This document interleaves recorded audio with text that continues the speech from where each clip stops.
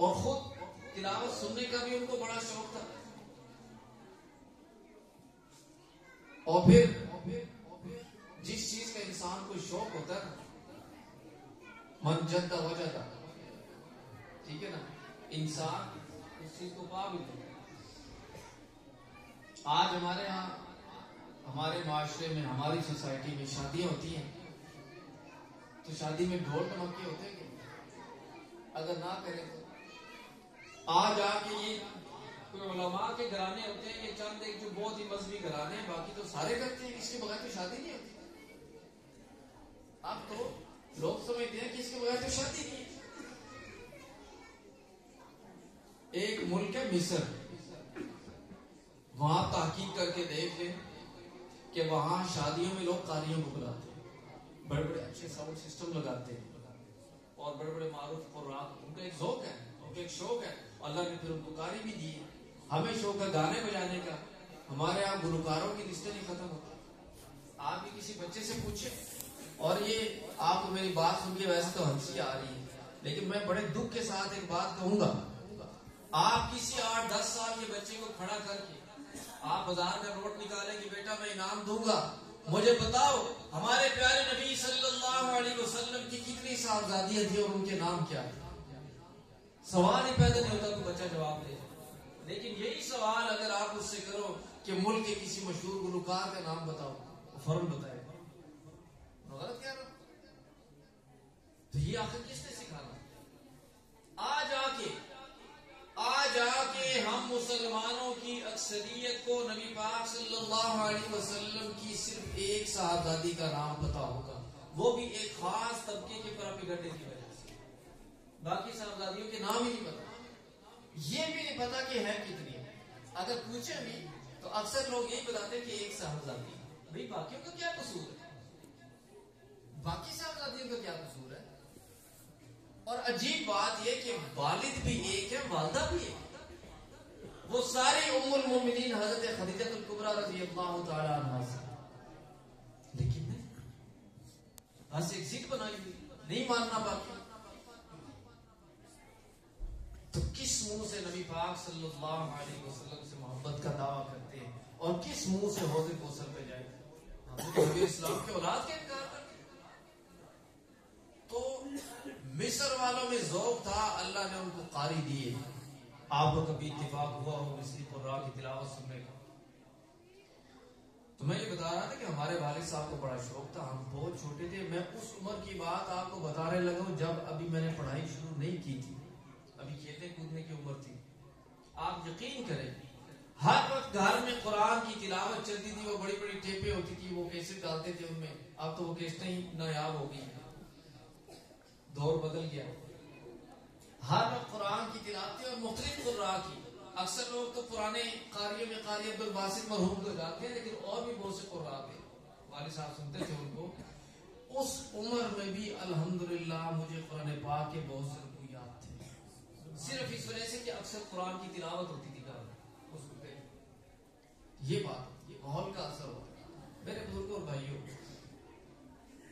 آج یہ جو وبا پھیل گئی نا کہ دین، اول تو اب میں نے بتایا نا کہ علماء نے تو بیان کرنی چھوڑ دی جمعے میں، یا 5-10 منٹ 15 منٹ بس، اس سے زیادہ نہیں. کیوں؟ نماز نہیں ٹکتے، لوگوں کو جلدی ہوتی ہے. اب تو اتنی جلدی ہوتی ہے، جمعے کی نماز 2 فرض پڑھے، سلام پھیرا، مولوی صاحب نے دعا شروع کی، پیچھے سے اٹھ کے نکلنے شروع ہو جاتے. حالانکہ یہ سوچتے نہیں ہے کہ یہ جو ہاتھ اٹھائے جا رہے ہیں کس کے آگے اٹھائے جا رہے ہیں، کیوں اٹھائے جا رہے ہیں؟ اللہ سے کچھ مانگا جا رہا ہے، اللہ سے کچھ مانگا جا رہا ہے. تو جب سارے مانگ رہے ہوں، ایک پیچھے ہٹ جائے، اس کا کیا مطلب نکلتا ہے؟ اللہ معاف فرمائے، بڑا خطرناک مطلب نکلتا ہے. اس کا مطلب یہ نکلتا ہے کہ اس بندے کو ضرورت نہیں. بھئی ویسے کوئی نہیں دعا مانگ رہا، ابھی آپ نہیں مانگ رہے وہ اور چیز ہے، لیکن جب سارے مانگ رہے، مثال کے طور پہ تو بڑے سیٹ صاحب آ جائیں باہر، کبھی سارے آؤ میں نے کوئی تقسیم کرنا ہے، تو ایک بندہ پیچھے مڑ جائے گا، تو سیٹ صاحب مائنڈ کریں گے کہ نہیں؟ جی محسوس کریں گے نا کہ بھئی اس بندے نے تو پرواہ نہیں کی، اس کو ضرورت ہی نہیں. ہم یہ نہیں سوچتے کہ ہم اللہ کے دربار میں آتے ہیں، اللہ کے گھر میں آتے ہیں، اور پھر سارے جب مانگنے لگتے ہیں تو ہم ہاتھ جاڑ کے نکلیں گے. اس کیفیت میں جو دین ملنا ہے وہ وہی کچھ سوشل میڈیا پہ میں نے آپ کو بتایا.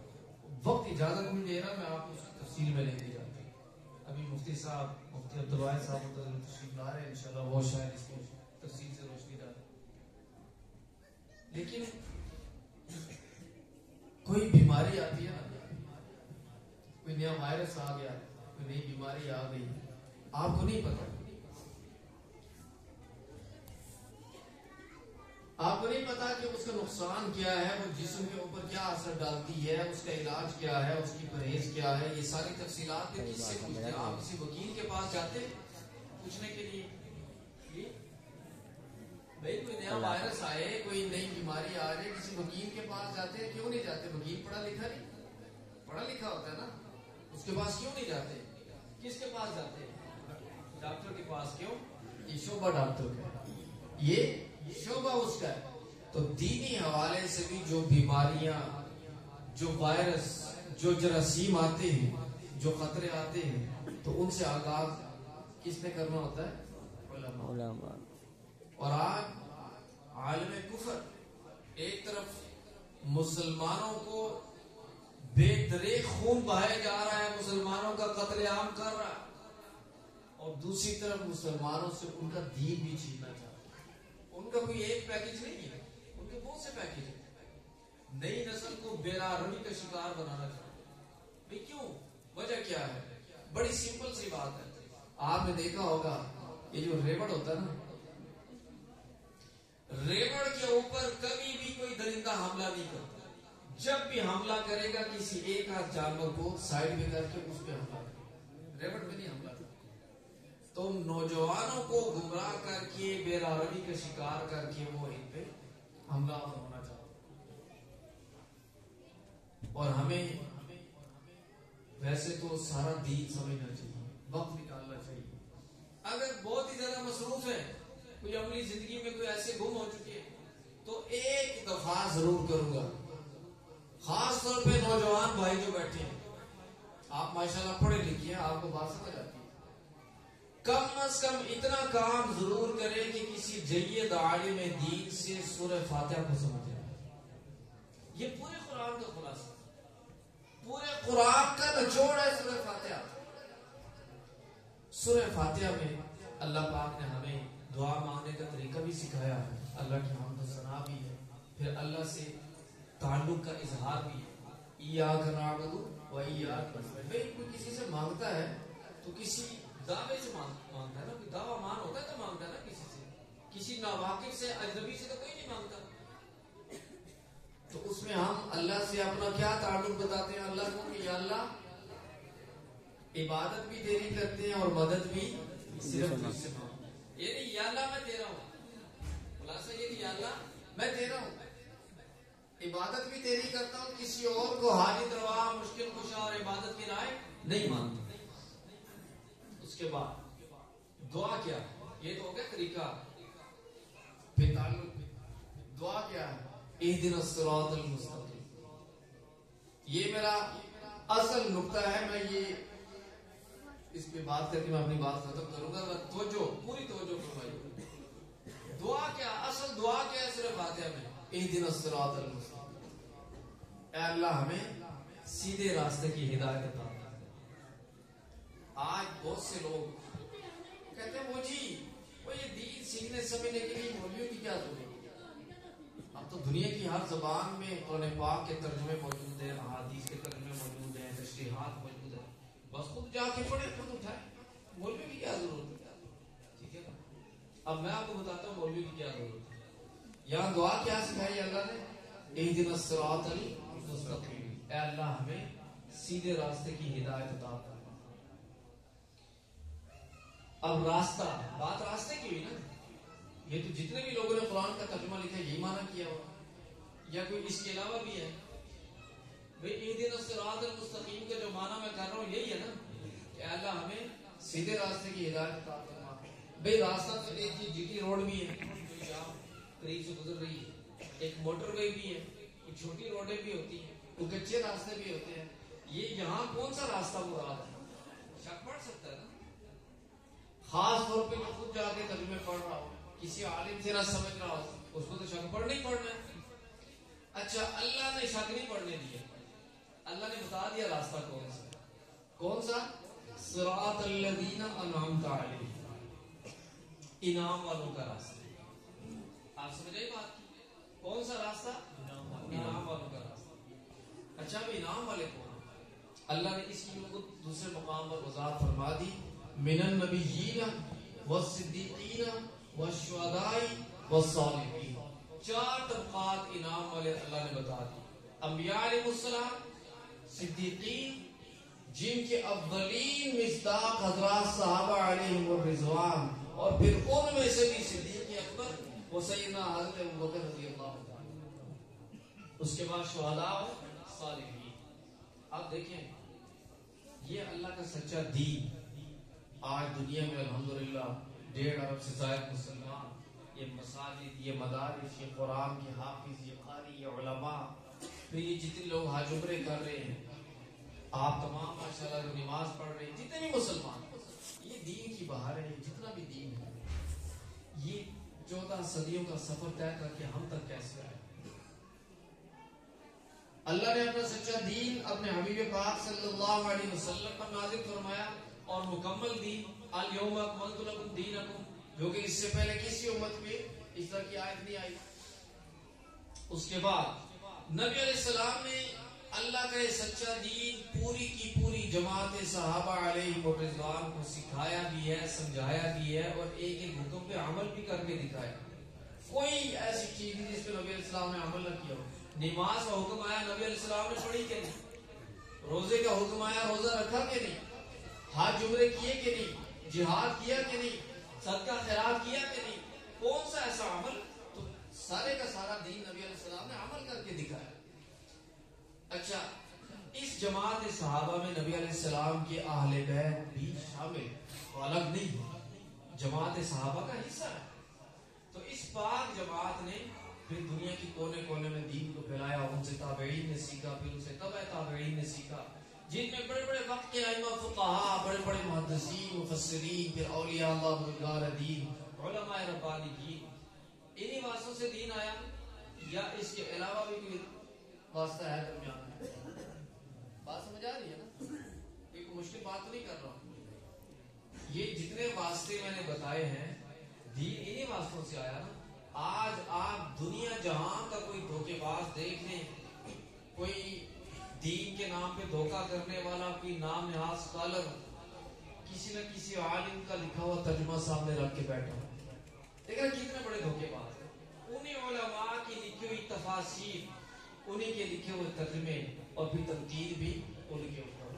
اور پھر تنقید کے معاملے میں تو اللہ معاف فرمائے, ایسے بدبختوں کو کوئی خدا کا خوف نہیں کہ تنقید چلے. دور حاضر کے علماء پر تنقید کرے تو پھر بھی کوئی بات سمجھ آتی ہے کہ ہمارے اندر بھی اللہ معاف فرمائے کمی کوتاہیاں ہے, لیکن نہ اولیاء اللہ کو بخشتے, نہ تابعین کو, نہ تبع تابعین کو, نہ محدثین کو, نہ مفسرین کو, حتیٰ کہ اس امت کی سب سے مقدس ہستیاں حضرات صحابہ علیہ رضوان, ان پر بھی زبان درازی کرنے سے بات کی.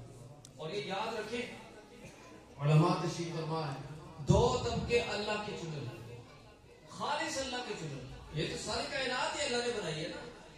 مجھے اور آپ کو بھی اللہ نے بنایا, ہر مخلوق, ہر چیز اللہ نے بنائی, لیکن 2 طبقے خالص اللہ کے چنے ہوئے ہیں. ایک انبیاء علیہ السلام اور دوسرے صحابہ علیہ رضوان. میں یہ کسی فرقے یا کسی عالم کی بات نہیں کر رہا ہوں, میرے سے آپ حدیث کے الفاظ سنیں. نبی علیہ السلام نے فرمایا, ان اللہ عز و جل اختارنی واختار لی اصحابی. یہ کس کے الفاظ ہیں؟ نبی علیہ السلام کی, کہ بے شک اللہ عزت اور بزرگی والے نے مجھے چنا اور میرے لیے میرے صحابہ کو چنا. یہ کس کا فرمان ہے؟ نبی علیہ السلام. فرقے والی بات نہیں. تو صحابہ کس نے چنے؟ اللہ نے. اچھا اب مجھے یہ بتائیں, میں اور آپ نہ کسی کے اندر کے حالات جانتے ہیں, نہ مستقبل کے حالات جانتے ہیں. آپ جتنے بھائی بزرگ بیٹھے ہوئے ہیں, مجھے بتا سکتا ہے کہ ساتھ بیٹھا ہوا ساتھی کیا سوچ رہا ہے؟ بتا سکتا ہے مجھے؟ جی مجھے نہیں پتا. مولانا میرے ساتھ بیٹھے ہیں, کیا سوچ رہے ہیں, دل کی کیفیت ہم تو نہیں جانتے. اللہ جانتا ہے کہ نہیں؟ یہ اللہ جانتا ہے کہ نہیں؟ اچھا جی, کل کل کیا دن ہے؟ پیر کا دن ہے. کل دوپہر کو آپ نے کیا کھانا ہے؟ آپ میں سے کوئی جانتا ہے؟ ہم میں سے کوئی بھی نہیں جانتا. اللہ کو پتا ہے کہ نہیں؟ اللہ کو پتا ہے. آج سے ٹھیک 1000 سال بعد اگر یہ دنیا موجود ہوئی، یہیں اسی مسجد میں کون کون بیٹھا ہوگا، اس جگہ کون ہوگا، اس جگہ کون ہوگا، اس جگہ کون ہوگا، ہم میں سے کوئی بھی نہیں جانتا. اللہ کو پتا ہے. بھئی اللہ کا علم ہر چیز سے زیادہ وسیع ہے. کوئی چیز اللہ کے احاطہ علم سے باہر نہیں ہے. تو پھر اس اللہ نے جو چن کے دیا، اور دیا بھی کس کو؟ کسی عام ہستی کو نہیں، اپنے محبوب صلی اللہ علیہ وسلم کو. وہ اللہ غلط چیز دے سکتا ہے؟ اللہ کو غلطی لگ سکتی ہے کہ پہلے کچھ اور تھے نعوذ باللہ، بعد میں بدل گئے، بعد میں یہ ہو گئے؟ ایسی بکواسات سننے کو ملتی ہے. پھر اللہ کا قرآن کہتا ہے رضی اللہ عنہ ورضوا عنہ. بھئی وہ پیدا کرنے والی ذات، وہ خالق، وہ مالک، وہ ان کو تمغے دے رہا ہے کہ میں ان سے راضی ہوں، وہ مجھ سے راضی ہوں. دیکھیے نئی بات ہے. اور پھر دیکھیے بات صرف یہ نہیں، یاد رکھیے ان مقدس ہستیوں کو اللہ پاک نے ہمارے لیے ایک معیار اور نمونہ مقرر کیا. فَإِنْ آمَنُوا بِمِثْلِ مَا آمَنْتُمْ بِهِ فَقَدِ اهْتَدَوْا. اگر صحابہ جیسا ایمان لاؤ گے تو ہدایت پاؤ. اللہ نے ان کو ایک معیار، ایک نمونہ، ایک رول ماڈل بنا دیا. دیکھیے ایسے ایسے وہ جو فلاں واقعہ ہوا، فلاں روایت، فلاں یہ فلاں. بھئی جب ایک بنیادی اصول ہے شریعت کا کہ ان مقدس ہستیوں کی تنقید نہیں ہو سکتی، ان کے بغیر دین مکمل نہیں. دین آئے ان کے ذریعے. قرآن نازل کس پہ ہوا؟ نبی پاک صلی اللہ علیہ وسلم نے. لکھا کس نے؟ لکھنے والے کون ہیں؟ اس کو جمع کرنے والے کون ہیں؟ اگر ان پر سے اعتماد اٹھ جائے، وہ نہیں ہم سب کو نہیں کہتے، ہم فلاں فلاں کو کہتے ہیں. بھئی جب مجھے ایک بات بتائیں، کوئی بندہ کہتا ہے خدا نہ خاصا پاکستانی ایسے ہیں، کوئی گالی بول دیتا ہے، تو میں اور آپ اس میں شامل ہوں گے یا نہیں؟ جی ایسے بات یہ چیزیں ریکارڈ کا حصہ ہے. ایک وقت میں کہتے ہیں نہیں ہم سب کو نہیں کہتے، اور دوسرے وقت میں کہتے ہیں وہ جی صحابی ہونا کوئی فضیلت والی بات ہی نہیں ہے. یعنی جیسے ہمارے جیسے مسلمان تھے. اور یہ یاد رکھے ایک حدیث پاک ہے، یہ حدیث بخاری کے اندر بھی ہے، مسلم میں بھی ہے، ابو داؤد میں بھی ہے، ترمذی میں بھی ہے. مستند ترین حدیث کی جتنی کتابیں سب کے اندر یہ روایت موجود ہے. نبی علیہ السلام نے فرمایا میرے صحابہ کو برا بھلا مت کرو، اور ساتھ فرمایا اگر تم میں سے کوئی احد پہاڑ کے برابر بھی سونا اللہ کے راستے میں خرچ کرے، میرے صحابہ کے ایک سیر یا آدھا سیر کے برابر بھی نہیں ہو سکتا. تم کہتے ہیں یہ فضیلت والی بات ہے. اس لیے یہ ظاہری شکلیں اور ہوتی ہیں، ظاہری حلیے اور ہوتے ہیں، اور پیچھے ایجنڈے اور ہوتے ہیں. لہذا نئے تجربے کرنے کی ضرورت نہیں. جن علماء کو، جن اساتذہ کو، جن بزرگوں کو آپ ایک پورا شجرہ ان کا جانتے ہیں، ان پر اعتماد رکھیں، ان پر تسلی رکھیں، اور یہ یاد رکھیں کہ دین ایسا ممکن نہیں کہ ساری امت کو ہم غلط قرار دے دیں اور کسی ایک بندے کو ہم کہہ دیں کہ یہ ٹھیک ہے، یہ ممکن نہیں ہو سکتا. اس لیے امت کا جو ایک تسلسل چلا آ رہا ہے اس کے ساتھ جڑے رہیں. یہی صراط مستقیم ہے، یہی انعام والوں کا راستہ بھی ہے. ان پاک ہستیوں کے بارے میں یہ جو آئے دن نت نئے طریقوں سے بدگمانیاں پیدا کرنے کی کوشش، یہ اپنا دین اور ایمان ضائع کرنے والی بات ہے. ان ہستیوں کی شان پر کوئی فرق نہیں آنے لگا. یاد رکھیں کوئی ایڑی چوٹی کا زور لگا کے آسمان کی طرف تھوکے، وہ تھوک اس کے اپنے منہ پہ آتا ہے، آسمان تک نہیں پہنچ سکتا. جن پاک ہستیوں کی شان میں قرآن بھرا پڑا ہے، قرآن کی آیات موجود ہیں، ان کی شان میں کیا فرق پڑ سکتا؟ ان کو کوئی فرق نہیں پڑتا. فرق ایسا کرنے والوں اور ان کو سننے والے، ان کے فالوور، ان پر فرق پڑتا. اور کہیں ایسا نہ ہو کہ اپنے ساتھ ساتھ آنے والی نسلوں کے دین اور ایمان کا بھی بیڑا فرق کر جائے. اس لیے میں درخواست کروں گا یہ جو پروگرام منعقد کیے جاتے ہیں، اس کا مقصد یہی ہوتا ہے کہ لوگوں کے پاس دین سیکھنے سکھانے کا وقت کم ہو گیا. موبائل اور انٹرنیٹ اور گیمیں اور میچ اور یہ سارے مشاغل، انہوں نے دینی حوالے سے ہمیں اتنا سست کر دیا اور دین سے اتنا دور کر دیا کہ اب لوگ بڑی بڑی آسانی سے، بڑے بڑے دن کے بعد بڑی آسانی آسانی سے لوگوں کو گمراہ کر لیتے، کیونکہ ہمارے بچوں کو کک پتہ نہیں ہوتا دین کا، بنیادی چیزوں سے بھی نابلد ہوتے ہیں، لہذا ہر راہ جاتا ایرا غیرہ دین اور ایمان ڈھونڈ کے چلتا بنتا ہے، تو اپنے ایمان کو اتنا کچا نہ چھوڑے۔ اور میں پھر یہ بات عرض کروں گا، کم از کم کسی جید عالم سے سورہ فاتحہ کا ترجمہ اور اس کی تشریح ضرور سمجھ لیں۔ اگر سورہ فاتحہ بھی آپ نے سمجھ لی نا تو انشاءاللہ العزیز کوئی جلدی آپ کے ایمان کو نہیں ڈھونڈ سکے گا۔ اور اللہ پاک نے ہماری یہ ڈیوٹی لگائی ہے، اللہ نے فرمایا یا ایھا الذین آمنوا قوا انفسکم واہلیکم نارا، تم اپنے آپ کو بھی جہنم کا ایندھن بننے سے بچاؤ اور اپنی آل اولاد کو بھی جہنم کا ایندھن بننے سے بچاؤ۔ لہٰذا اپنی نئی نسل، اپنے بچے، ان کو وقت دینا اور ان کی اصلاح کرنی، ان کو یہ سبق بتانا یہ ضروری ہے، مگر نہ خدا نہ خواستہ ہم دنیا سے چلے جائیں گے، ہماری اولادیں گمراہ ہوں گی، اور ایسا ہو رہا ہے، ایسا ہو رہا ہے۔ بڑے بڑے دیندار لوگ دنیا سے چلے گئے اور بچے اللہ معاف فرمائے پٹری سے اتر گئے، کسی غلط ہاتھ لگ گیا، کسی غلط راستے، کیوں؟ زندگی میں ذہن سازی نہیں کی نا، ان کو باقی ہر چیز سمجھا دی، دکان چلانے کا طریقہ بھی سکھا دیا، اپنا کاروبار بھی بتا دیا، جائیداد بھی بتا دی، بینک اکاؤنٹ بھی بتا دیے، لیکن یہ بتانا بھول گئی کہ بیٹا دین اور ایمان کی حفاظت کیسے ممکن ہے۔ تو اس کو یقینی بنانے کا آسان نسخہ یہی ہے، جن ذریعوں سے دین اور ایمان ہم تک آیا ان کے ساتھ جڑے رہیں، انشاءاللہ دنیا کی کوئی طاقت آپ کے دین اور ایمان پر ڈاکہ نہیں ڈال سکے گی۔ اللہ پاک ہمارے بچوں کے اور ہماری قیامت تک آنے والی نسلوں کے دین اور ایمان کی عزت و آبرو کی، جان اور مال کی حفاظت فرمائے۔ آخر میں جتنے بھی اس پروگرام کے منتظمین ہیں ان کا شکر گزار ہوں کہ انہوں نے اللہ کے سچے دین کی خاطر یہ کوشش کی، جن بھائیوں نے، جن دوستوں نے اس پروگرام کے انتظامات میں حصہ ڈالا، جس درجے میں کوشش کی، مولانا کے ساتھ تعاون کیا، اور خاص طور پر اہل محلہ، پھر آپ جتنے بھی سامعین یہاں تشریف لائے، اللہ رب العزت آپ سب کو جزائے خیر عطا فرمائے۔ انشاءاللہ العزیز زندگی میں پھر کبھی موقع ملا تو آپ حضرات سے دوبارہ گفتگو ہوگی۔ وآخر دعوانا الحمدللہ۔